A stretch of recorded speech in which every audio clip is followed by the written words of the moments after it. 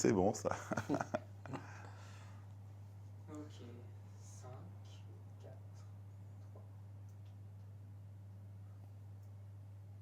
Le débriefing WRC consacré bien sûr au Rallye de France Alsace en compagnie toujours bien sûr de notre ami et confrère Éric Briquet d'Auto Hebdo que je prends à chaque fois qu'il revient d'un endroit du monde. Donc la dernière fois il rentrait d'Australie, là il a juste posé la voiture en bas de Motors TV, retour d'Alsace, c'est moins long. Quoique. Direct, c'est direct, C'est direct, c'est direct, c'est pas d'escale. Voilà, il n'y a pas d'escale. Bon, merci en tout cas d'être là, Eric. C'est un plaisir. Pour un rallye, somme toute, où on pouvait se dire qu'on n'allait pas vivre grand-chose. Eh bien si, on a quand même vécu quelques événements dans ce rallye, à commencer d'abord par le fait qu'un Seb n'a pas gagné. C'est la première fois qu'un Sébastien ne gagne pas en Alsace. C'est la déroute. C'est la déroute en Alsace de nos amis tricolores, Voilà. puisque je crois que depuis, si je ne me suis pas trompé dans mes recherches, depuis 1973, donc date de la première épreuve française au championnat du monde, donc l'année inaugurale, eh bien c'est tout simplement le plus mauvais résultat. Un Français seulement dans les 10 premiers, 9e, Brian Bouffier. Incroyable. On n'a jamais fait aussi mal. Voilà. Voilà, Donc, c'est dit. c'est dit, c'est pour ça qu'il est là, en fait, notre ami Eric. Et donc, Eric, on va en revenir rapidement sur ce vendredi cauchemardesque. Sébastien Ogier qui perd toute chance de bien figurer et surtout d'enlever le titre. Alors, ça a été après un rallye un petit peu de reconstruction, je dirais, de la part de l'équipage numéro 1, Oui, en parce attendant que- la fameuse Power Stage Parce d'hier. qu'il n'y avait plus rien à faire à ce moment-là. On a été un petit peu surpris parce qu'on ne comprenait pas au début ce qui se passait. On a parlé d'un tête à queue. Ensuite, on a parlé d'un problème de coupure moteur. Après, finalement, c'était un capteur électronique qui empêchait le changement de vitesse. Bon, tout ça fait que plus la pénalité, chose qui n'arrive jamais, mais Bien sûr, mais là, effectivement, là, c'est vraiment un concours de circonstances parce qu'à ce moment-là, il est vraiment pris par son incident. En plus, il y a un changement d'horaire, il y a un retard. Bref, tout était, je vais dire, concordant pour que ça se passe mal, et ça s'est mal passé. Et puis l'après-midi, encore un problème d'amortisseur. Bref, pratiquement en une journée, je crois que Sébastien Ogier et Julien Gracien ont eu plus de problèmes quasiment que depuis 2 ans. Voilà, donc là, on sait que ça va être dur. On sait qu'il faut attendre la fameuse Power Stage et on sait qu'on laisse Jari Matti Latvala seul en tête avec quand même derrière Andreas Mikkelsen. Qui s'est Alors, bien accroché, hein. Il s'est Oui, bien accroché, attention. ouais, Hein. Il a ouais, vraiment fait un ouais. très beau rallye, le Voilà, jeune Andreas. ouais. Mais il y a eu un moment où Latvala a fait l'écart samedi matin. Et à partir de ce moment-là, je pense que Mikkelsen a dit OK, j'assure mes points de la 2e place parce que lui aussi a Oui, quelque chose la à jouer. 3e place du championnat. Voilà, donc il joue la médaille de bronze. Il a envie d'aller à la remise des prix de la FIA, le garçon. Bien sûr. Donc, bien qu'est-ce qu'il sûr. fait eh bien, il assure ses points au championnat. Il laisse Latvala qui a été impérial, qui a vraiment fait le rallye parfait, parce qu'il y pensait à sa faute en Allemagne. Il n'a fait que ça, il pensait. Il s'est dit là, je ne peux pas le refaire, je ne peux pas faire de faute. Donc, il faut à la fois que j'aille vite, que je gagne le rallye, que je le termine et que je prenne les points. Donc, mission accomplie. Complètement. Et ça nous relance un petit peu le championnat. Voilà, un petit peu. On va y revenir tout à l'heure. Moi, justement, j'aimerais qu'on revienne ensemble, Eric, sur Jean-Marie, comme l'appellent les Français, Jari Matti Latvala. On va juste quand même souligner, tu parlais tout à l'heure, que c'est le plus mauvais résultat des Français sur un rallye de championnat du monde qui se dispute en France. À noter quand même que Jari Matti Latvala, il rejoint, excusez du peu, Marco Hellen, vainqueur en Corse. C'était, si ma mémoire est bonne, en 84. 83 aussi, je crois. Il y a 2 victoires de Marco Hellen en Corse. Et 83, donc Marco Hellen. Et puis Tommi Mäkinen, dernier vainqueur en date d'un Finlandais, le San Remo, 99. Comme je lui ai dit à notre ami Jean-Marie, j'étais en Corse pour la victoire de Marco Hellen. Ça ne nous rajeunit pas. Oui, voilà, oui, donc c'est quand vrai. même, il rentre dans un cercle fermé, d'une certaine façon, pilote aujourd'hui plus que polyvalent, Latvala. Ah bah là, il fait, j'allais dire, une sorte de grand chelem cette année, cette saison. Bon, déjà, il a 4 victoires en 2014, ce qui est largement plus que ce qu'il n'a réussi à faire jusqu'à présent. Au mieux, il avait gagné 2 rallyes dans une saison. Hein. Ça, c'était en 2010 et 2012. Donc là, déjà, il a doublé, j'allais dire, son score personnel. Et Mais c'est en pas plus, fini. franchement, ce qui est beau cette saison, c'est qu'il a gagné sur la neige en Suède. Il a forcément gagné sur la terre. et il vient de gagner sur l'asphalte. Donc il s'est imposé sur les 3 surfaces.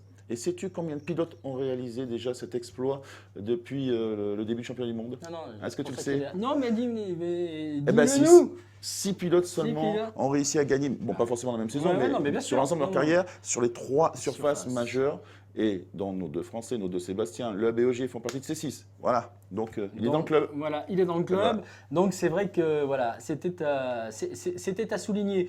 Au-delà de ça, moi j'aimerais te poser une question parce que moi je me suis fait la réflexion et à la limite, je me suis dit, mais aujourd'hui, est-ce que de qualifier un pilote de pilote asphalte, un autre pilote de pilote terre, est-ce que c'est pas déjà un petit peu dépassé? Est-ce qu'on n'est pas rentré quand même dans un monde On est dans dans le rallye, global, là. Là, on est dans le global, ouais, tout hein, à fait, tout où à en fait. fait un pilote, quand il est bon partout. Alors est-ce que ça Sauf vient, que, voilà, sauf que si tu regardes quand même nos amis finlandais, qui ont quand même une formation à la base sur la terre, sur la neige, où ils sont immédiatement à l'aise, parce que c'est vraiment, ils sont nés là-dessus. Hein, leur maman les poussait dans des poussettes qui roulaient sur la terre, sur la qui neige. était en, Voilà. voilà, qui était en Donc travers. nous, c'est Ouais. l'inverse. Du moins, nous, je dis les Français, les Latins, les Méditerranéens, les Sudistes, on appelle ça comme on veut, mais on commence à rouler sur l'asphalte. Donc forcément, il y a une formation qui est différente, et à partir de ce moment-là, il y a plus de chances d'être, j'allais dire, compétitif sur une surface, et puis après, on s'habitue à l'autre.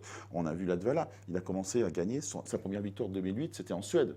Donc un rallye très difficile, très rapide, c'est la neige. Donc on voit qu'à ce moment-là, Oui, bien sûr. en 2008, il est à l'aise sur la neige. Après, il gagne logiquement sur la terre, parce que là on est quand même sur un terrain, du moins sur une surface presque équivalente en termes de style de pilotage.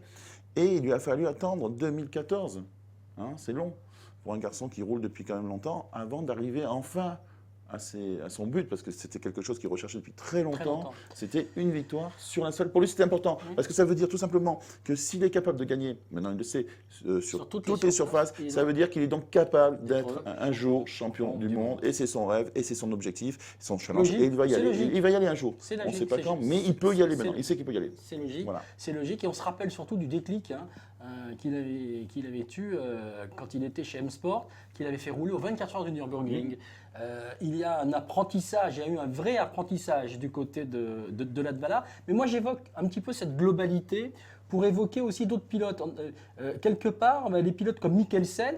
Ben pour moi, Mikkelsen, qui entre parenthèses est une des révélations de l'année, Mikkelsen, il n'attendra peut-être pas 8 ans pour, oui, c'est clair. Pour arriver à un niveau sur asphalte. Je rappelle juste qu'il fait 3 en Allemagne, qu'il fait 2 en France. Donc, et puis, il est là. Il fait une très belle saison, il est 3e du championnat. Il est tout prêt maintenant de viser la victoire. A priori, d'après ce qu'il nous a dit, sa place de 3e est quasiment assurée. Il lui manque peut-être que quelques points, mais normalement, ça serait, il avait semblé que c'était joué. Non, ça dépendait qui était. Voilà, exactement. Mais il pense, et il aura sans doute l'autorisation, pouvoir rouler à son rythme, c'est-à-dire à sa vitesse, comme il veut, attaquer à fond lors des 2 prochains rallyes. Donc là, on pourra vraiment voir ce que vaut ce jeune pilote norvégien de 25 ans, Andreas Mikkelsen, puisqu'il aura a priori carte blanche au rallye de Catalogne. 2 jours d'asphalte, 1 jour sur terre, puis ensuite les 3 jours du rallye de Grande-Bretagne sur la terre. Et là, on saura ce que vaut ce jeune garçon vraiment, puisqu'il aura le droit de s'exprimer sans retenue. Donc ça, c'est vrai que c'est intéressant. Pour revenir à l'analyse sur la terre et sur l'asphalte, il se trouve qu'aujourd'hui, les pilotes glissent beaucoup moins. Et qu'à la limite, il faut presque un style, j'allais dire très propre, un style de pilotage qui est adapté à l'origine à l'asphalte et qui aujourd'hui s'applique à la terre. C'est-à-dire qu'on conduit beaucoup sur le train avant. On glisse beaucoup moins comme c'était le cas dans les années 70, 80, 90, où il y avait des grandes dérives parce que ça permettait de se ralentir. Aujourd'hui, le style de pilotage avec les voitures modernes et tel que c'est conçu avec 2 passages en connaissance, il faut rouler très propre train avant. Donc il faut rouler limite, comme on dit, circuit, hein, on exagère un petit peu, mais en tout cas rouler façon asphalte. Et c'est pour ça peut-être qu'aujourd'hui, ceux qui étaient ce qu'on appelait des terriens, ou en tout cas des spécialistes de terre, sont devenus aujourd'hui à l'aise, en tout cas performants sur l'asphalte. Alors, il y a quand même eu sur ce rallye 2 pilotes, on pourrait dire, qui n'ont pas été peut-être à leur niveau d'ailleurs sur cette surface. Ce sont les pilotes Hyundai, Sordo et Neuville. Comment tu vois les choses? Adaptation aux pneus un petit peu difficile, parce qu'on sait que Michelin, on vous rappelle que Michelin a amené des nouveaux pneumatiques qui sont quand même assez différents, avec une nouvelle sculpture longitudinale, et puis également les bords, les flancs qui sont légèrement un petit peu plus retaillés. taillé que par le passé. Donc, est-ce que ça veut dire que là aussi, ça permet aux pilotes qui glissent un petit peu plus d'être un peu plus à l'aise? Est-ce que ça vient perturber des pilotes typés asphalte? En tout cas, en dehors des problèmes mécaniques, en particulier pour Neuville, moi, j'ai trouvé quand même qu'ils étaient un peu en dedans, hein, les pilotes Hyundai. Oui, tu as raison, parce qu'il y avait aussi Brian Bouffier qui avait à peu près le même ressenti. En fait, je pense qu'il n'était pas prêt encore, ou n'avait pas trouvé, contrairement aux autres équipes qui ont finalement peut-être un peu tâtonné, mais qui ont réussi à avancer dans le rallye, à s'adapter à ces nouveaux pneumatiques. Alors, ces nouveaux pneumatiques sont a priori plus performants, notamment sur ce qui est, gras, humide, mouillé. Bon, peut-être que sur les secs, on ne voit pas encore trop la différence. Mais en fait, la philosophie de ce pneu, c'est un pneu qui est, un petit peu plus... qui prévient un peu plus en cas de décrochage, on cerne mieux la limite. Il est vraiment plus polyvalent, plus passe-partout. Donc, sa fenêtre d'utilisation est plus large, plus ouverte. Donc, c'est un pneu qui nécessite que le pilote s'adapte et que la voiture soit adaptée aussi. Donc il y a deux adaptations à faire. Et je pense que chez Hyundai, quand on voit que les trois pilotes ont eu du mal, sauf qu'à la fin, Dani Sordo, ça commence à aller mieux. Ça allait mieux. C'est vrai que c'est un pneu qui peut-être surprend les pilotes dans la mesure où, quand ils sont habitués à avoir des appuis bien francs, bien massifs, on tourne, on braque, on pose la voiture et elle se cale. Voilà. Alors que là, il y a un petit flou qui fait que... Voilà. Mais attention, pourquoi? Parce que ce pneu, à l'origine, le précédent, était un pneu, complètement slick, qu'on a un petit peu retaillé pour qu'il puisse passer sous la pluie. Ouais. Là, ça serait l'inverse. On serait parti plutôt d'un pneu de pluie et qu'on a un petit peu bouché pour que donc deux philosophies de produits qui font qu'il n'y a pas tout à fait le même comportement. Alors moi, à un moment donné, j'ai discuté avec Thierry Neuville qui a eu aussi des soucis en longitudinal. C'est-à-dire que le problème, c'est avec ces pneus, comme il dit, c'est qu'il faut freiner plus tôt. Parce qu'avant, on pouvait freiner et quand on sentait qu'on était trop court dans le freinage, on remettait de la pression et la voiture s'arrêtait. Là, si on remet de la pression, hop, on arrive au blocage. Donc c'est aussi dans cette... Ça confirme qu'il y a vraiment un mode d'utilisation à trouver et que peut-être qu'il faut rouler. Bon, il faut savoir que Hyundai, c'est quand même la première année. Oui. Il développe en ce moment quasiment 2 voitures, puisque la nouvelle est en train d'être essayée. Donc, bref, il y a du boulot et peut-être qu'ils n'ont pas eu le temps nécessaire pour réussir à bien se préparer. Mais je répète, c'est vrai que Thierry a eu du mal. Thierry a eu ensuite des problèmes de turbo qui fait qu'il s'est vite retrouvé loin. Et quand on est loin, on n'a plus la même motivation. Brian Bouffier était un petit peu, lui, à la fois déçu de ses performances, mais il disait finalement, je ne suis pas très très loin de mes équipiers. Et puis celui qui a quand même tiré son épingle du jeu, parce que finalement, il termine au pied du podium, c'est Dani Sordo. Il était tout le temps dans la bagarre, tout le temps. Et belle bagarre. Oui, justement, j'allais l'aborder. La bagarre là, qui opposait Sordo, Kubica, Mats Rosberg, et même on pourrait rajouter Mick Irvonen et Elfyn Evans. Alors là, celle-là, on avait de quoi se régaler derrière. Le rallye qui paraissait comme ça, je vais plus là, devant il y a les 2 Volkswagen, oui, mais c'était dans le rétro, c'était derrière qu'il fallait le suivre, ce rallye. On ne s'en est pas privé d'ailleurs, sur nos résumés quotidiens. On a mis aussi bien surtout dans celui de samedi, une large part à cette bagarre, parce que franchement, regardez-les résumés, ça valait le coup, avec un Kubica qui a eu un petit peu de mal à rentrer dans le rythme, en particulier le vendredi. D'ailleurs, Mats Rosberg disait, je comprends, quand on lui posait la question, qu'est-ce que tu penses du rythme de Kubica, il me dit ce que je pense surtout, c'est que je ne comprends pas pourquoi il n'était pas dans le même rythme le vendredi. En tout cas, après, le samedi, on a vu un super Robert. Je crois qu'il y a, pareil, une adaptation pneumatique, puisqu'il a fallu passer par là. Et puis le Rallye de France, si je me souviens bien, l'année dernière... Et le sacré WRC2. Voilà, donc c'est pour Robert, j'allais dire un peu une épreuve nouvelle, pas facile, glissante. Piégeuse. Je sais qu'il y a une journée, alors laquelle c'était de mémoire, où il s'était un petit peu plaint du fait que, comme il partait derrière, il y avait déjà des virages où il y avait un peu de terre, où c'était un petit peu sale, d'autres non, donc il avait peur d'être surpris, parce qu'en fait, par moment, il y a ces fameux piquets qui servent carrément pierre, qui servent à délimiter l'intérieur des virages de manière à ce que les pilotes ne coupent pas. Parfois il n'y en a plus, donc qu'est-ce qu'ils font? Ils coupent, donc ils salissent la chaussée. Donc c'est très compliqué pour un pilote qui jongle avec est-ce que ça va être sale, est-ce que ça va être propre. Bon voilà, donc c'est un petit peu compliqué pour lui. Après il s'est habitué, il est rentré dans le jeu, il a commencé à rouler très fort le dimanche matin, peut-être trop fort. Trop fort le dimanche. Bon après il avait pris des gommes tendres. Il a pris des gommes tendres. C'est un des rares. Donc ça lui a servi à faire un magnifique temps scratch le dimanche matin dans la première. Puis puis après, ces pneus sont usés, puis, Et ben, puis voilà, c'est fatalement, pas passé dans la dernière. Fatalement, il y a un Dans la moment, dernière, ce n'est pas passé.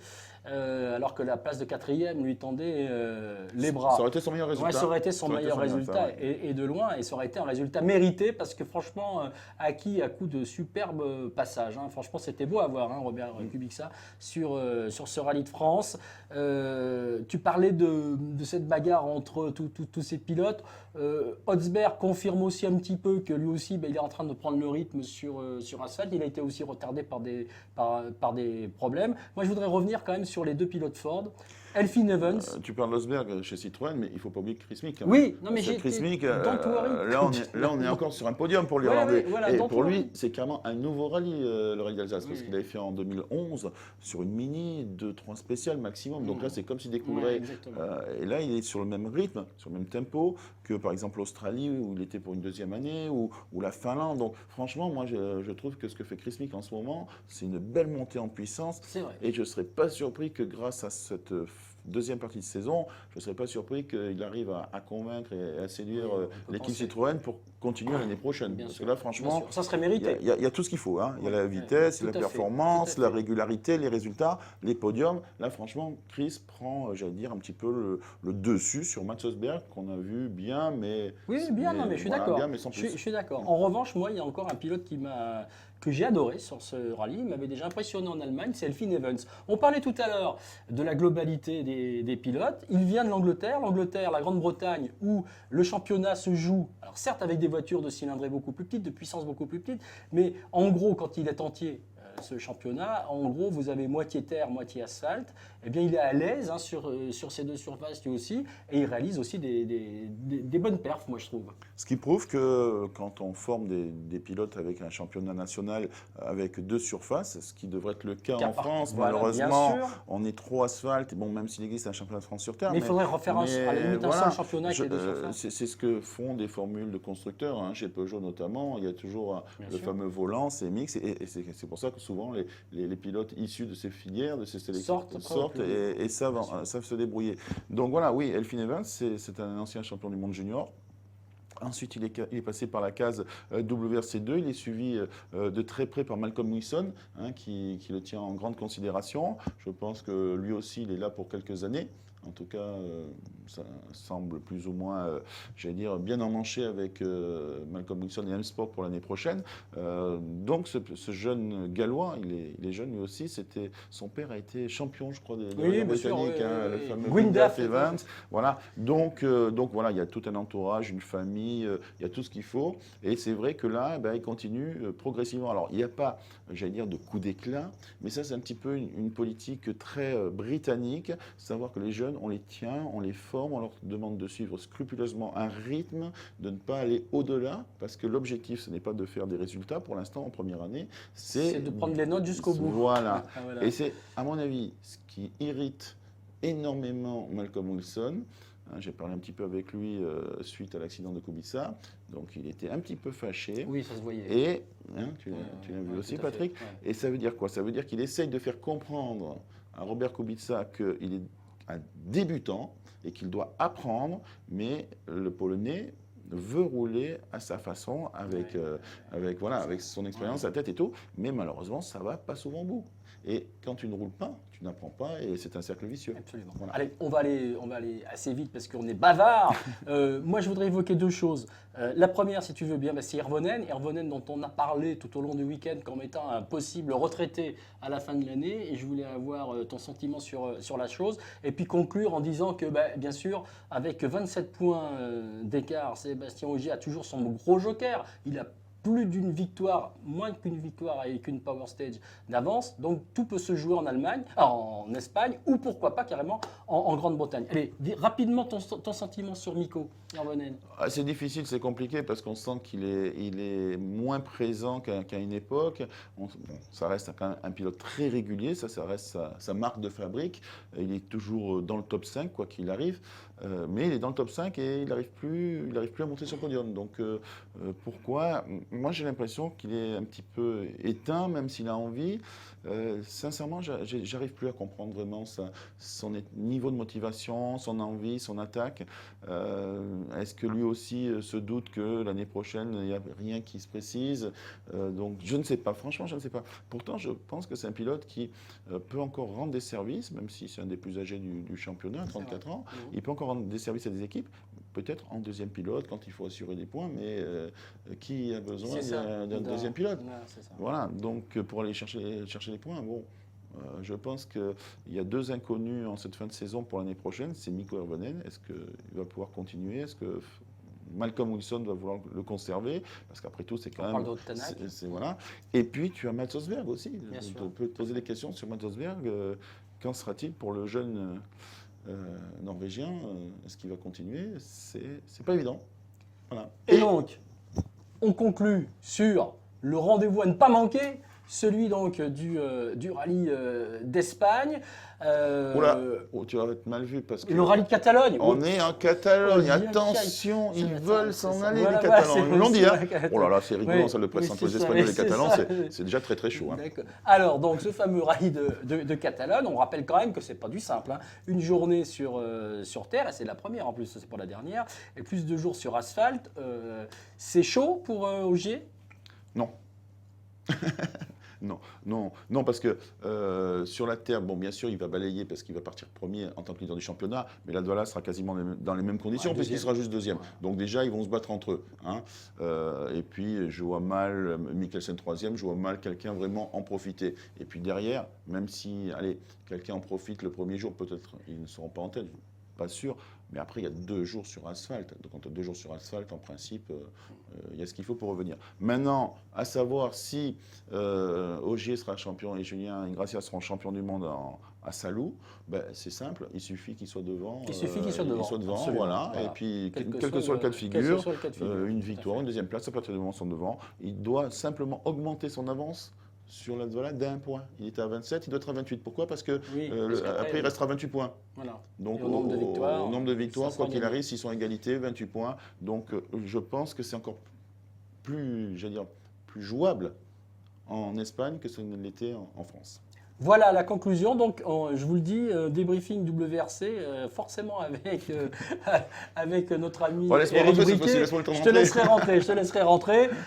Allez, on se dit au revoir là-dessus. Je vous dis aussi juste une petite chose. Regardez le petit extrait qu'on a mis aussi de caméra embarquée de Seb Ogier et de Julien Gracia dans la Power Stage, dernière matinée du rallye d'Alsace.